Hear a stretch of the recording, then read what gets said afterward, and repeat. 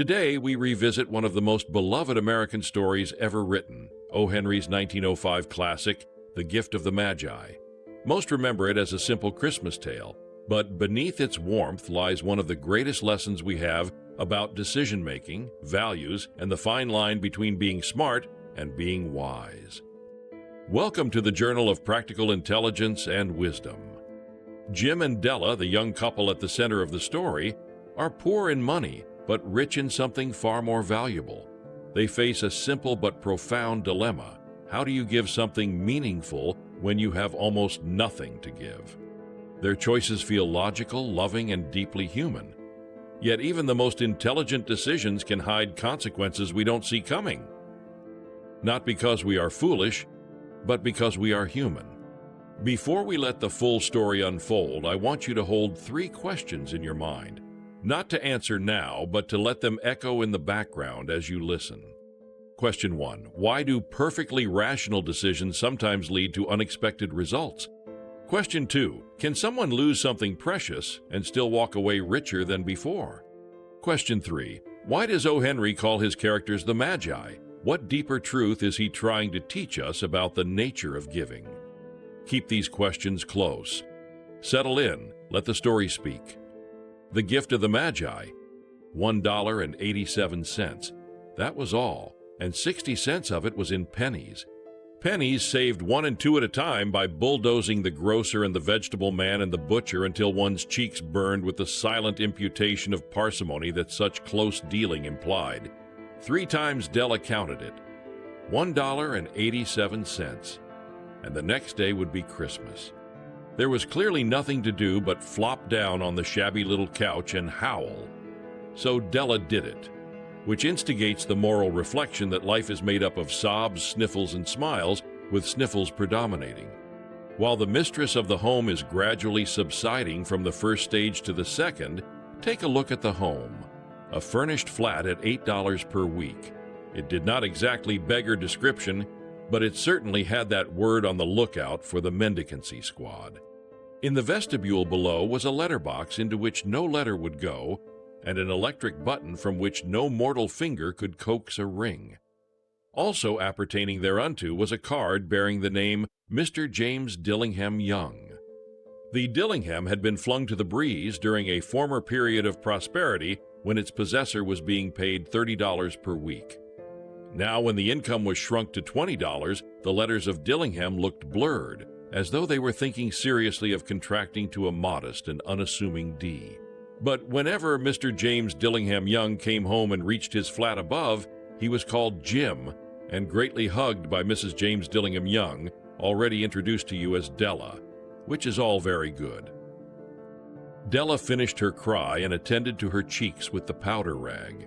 She stood by the window and looked out dully at a gray cat walking a gray fence in a gray backyard. Tomorrow would be Christmas Day, and she had only $1.87 with which to buy Jim a present. She had been saving every penny she could for months, with this result. $20 a week doesn't go far. Expenses had been greater than she had calculated. They always are. Only $1.87 to buy a present for Jim, her Jim. Many a happy hour she had spent planning for something nice for him, something fine and rare and sterling, something just a little bit near to being worthy of the honor of being owned by Jim. There was a pier glass between the windows of the room. Perhaps you have seen a pier glass in an $8 flat. A very thin and very agile person may, by observing his reflection in a rapid sequence of longitudinal strips, obtain a fairly accurate conception of his looks. Della, being slender, had mastered the art. Suddenly she whirled from the window and stood before the glass. Her eyes were shining brilliantly, but her face had lost its color within 20 seconds. Rapidly she pulled down her hair and let it fall to its full length. Now there were 2 possessions of the James Dillingham Youngs in which they both took a mighty pride. One was Jim's gold watch that had been his father's and his grandfather's.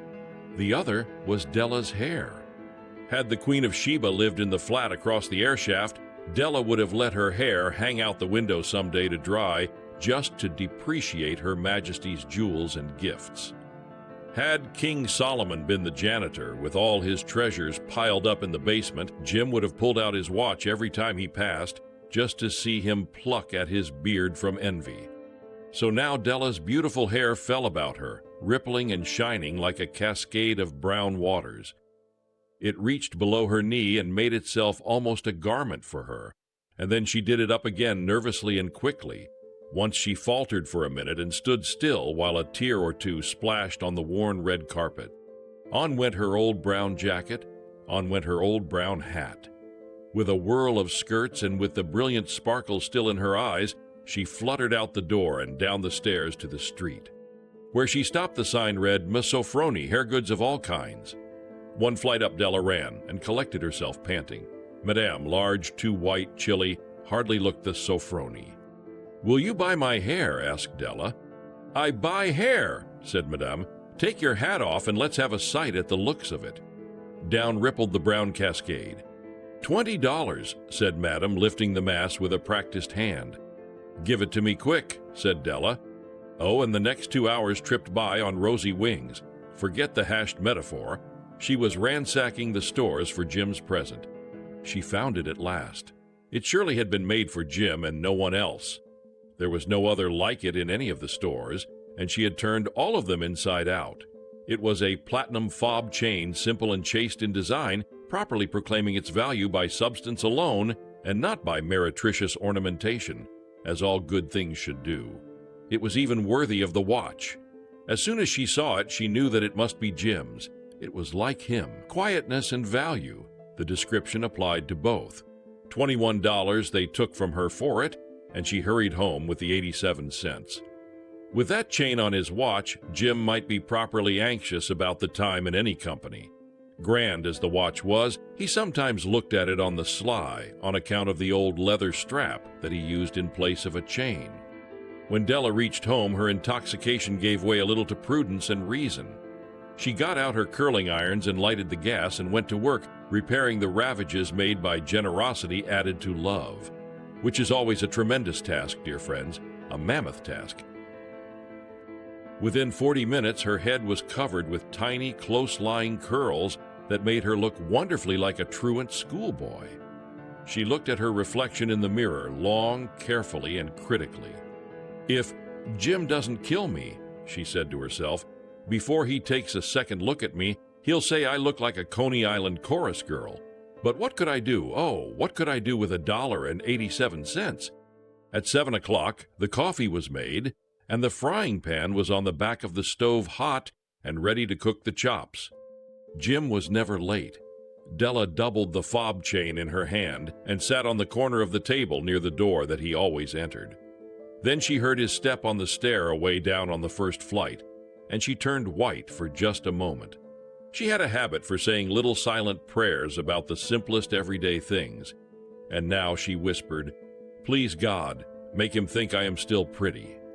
The door opened and Jim stepped in and closed it. He looked thin and very serious. Poor fellow, he was only 22, and to be burdened with a family. He needed a new overcoat, and he was without gloves. Jim stopped inside the door, as immovable as a setter at the scent of quail. His eyes were fixed upon Della, and there was an expression in them that she could not read, and it terrified her. It was not anger, nor surprise, nor disapproval, nor horror, nor any of the sentiments that she had been prepared for. He simply stared at her fixedly with that peculiar expression on his face. Della wriggled off the table and went for him. "Jim, darling," she cried, "don't look at me that way. I had my hair cut off and sold it because I couldn't have lived through Christmas without giving you a present. It'll grow out again. You won't mind, will you? I just had to do it. My hair grows awfully fast. Say Merry Christmas, Jim, and let's be happy. You don't know what a beautiful, nice gift I've got for you." "You've cut off your hair?" asked Jim laboriously, as if he had not arrived at that patent fact yet, even after the hardest mental labor. "Cut it off and sold it," said Della. "Don't you like me just as well anyhow? I'm me without my hair, ain't I?" Jim looked about the room curiously.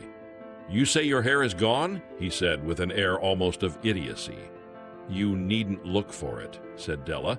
"It's sold, I tell you. Sold and gone, too. It's Christmas Eve, boy. Be good to me, for it went for you.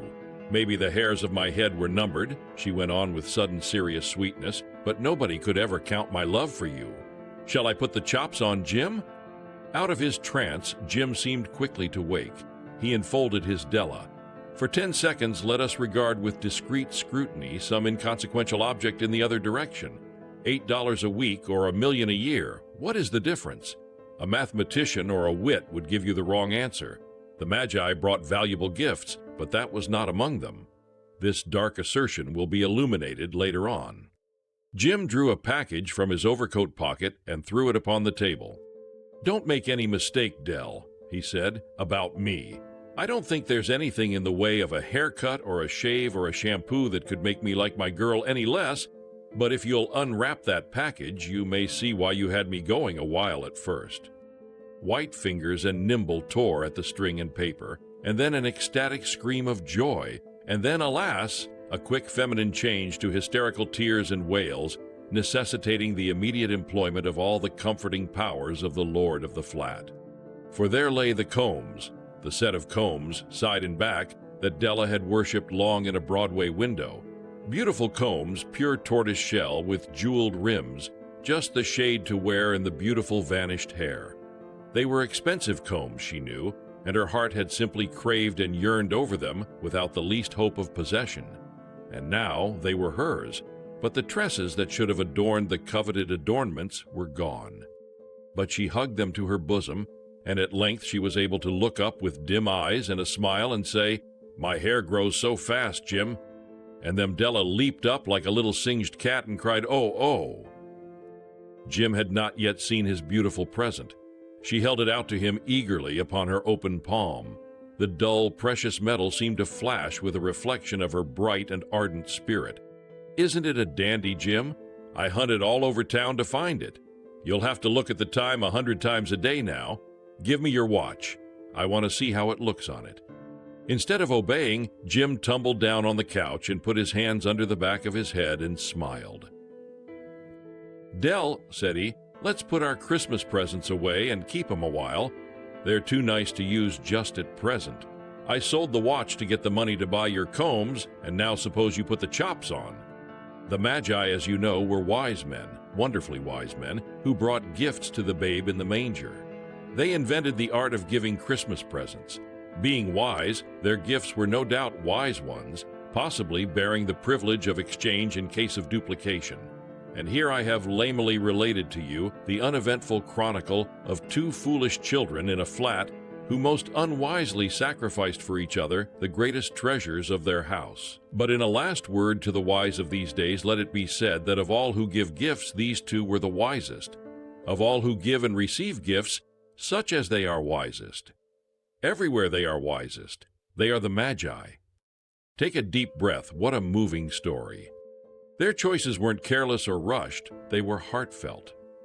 Jim and Della were led by the emotional side of the human mind, the part that values love, meaning, and devotion over calculation or practicality.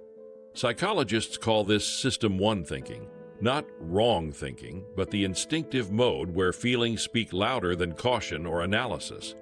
The slower and more reflective System 2, the part that pauses, considers alternatives, and asks harder questions, never truly entered the conversation because love felt more urgent than logic. Before we dive into the lessons, it's important to understand the psychological blind spots woven into their decisions. Both Jim and Della fall into projection bias, the assumption that while they may act dramatically, the other person will stay predictable. They also experience context neglect, a narrow framing error where each of them optimizes a decision inside their own viewpoint without considering that the other person might also be making a high-impact choice. And finally, there's assumption error, one of the most common mistakes in everyday thinking. The belief that our decisions exist independently, when in reality, we are part of a larger emotional and relational system. Now let's return to the questions we began with. Not to judge Jim and Della, but to understand ourselves more clearly through them. The first question: why do perfectly rational decisions sometimes lead to unexpected results? The answer lies in the way each person made a smart decision in isolation. Jim solved his problem, Della solved hers, but neither imagined the highest impact action the other person might take. Individually, each choice was intelligent. Relationally, the two choices collided. This is the great paradox of practical intelligence. Being right about the problem is not enough. You must also be right about the context. The second question, can someone lose their most precious possessions and still walk away richer? If you measure wealth only in objects, the answer is no. But if you measure wealth in relational capital, moral capital, and emotional capital, then the answer becomes yes, absolutely. Jim and Della didn't just exchange gifts, they exchanged costly signals, actions that prove sincerity through real sacrifice. In behavioral economics, costly signals are the most trusted form of communication. They prove love because they cost something. They traded temporary assets for permanent meaning. They lost ornaments and gained truth. Now to the final question. Why does O. Henry call this young couple the Magi? To answer that, let's use the JPIW Three-Layer Wisdom Framework. Facts. What is happening? We are poor, Christmas is tomorrow, and we want to give each other something meaningful. Interpretation. What does this mean in a broader context? Meaningful gifts are not defined by money, and our partner may also consider making a sacrifice. Wisdom. What action preserves long-term meaning, trust, and love? The wisest gifts express devotion, the intention and character behind the act, not the price of the object. The original Magi brought gold and riches, but Jim and Della brought something greater: the courage to sacrifice for someone they love. Before we close, let's bring this lesson into the present. Most of us imagine we would never make Jim and Della's mistake, but we do every day. We choose careers for approval instead of fulfillment. We buy things to show love instead of giving attention. We sacrifice long-term stability for short-term pleasure. We optimize numbers but ignore relationships. We plan with spreadsheets but forget human unpredictability. Jim and Della remind us of something simple and eternal. Wisdom is choosing meaning over appearance, people over possessions, context over ego. Intelligence helps you execute a plan. Wisdom helps you understand the meaning of that plan. Jim and Della sacrificed what they owned to give what they are. And that is why they are the Magi. Not for the gifts they gave, but for the wisdom behind them. Your takeaway from the Journal of Practical Intelligence and Wisdom is this: be brilliant, but strive even harder to be wise. Because in the end, wisdom defines your wealth far more than money ever will. If this story offered you a new lens on love, meaning, or what it truly means to give, share your thoughts in the comments. What is the most profound act of wisdom or sacrifice you've seen or experienced? Your reflection may become someone else's moment of clarity. If today's story resonated, please like this video, subscribe, and share it forward. Together, we're building a world where wisdom is practical, accessible, and deeply human. Thank you for watching, and as always, think deeply, live wisely. See you next week in the next episode.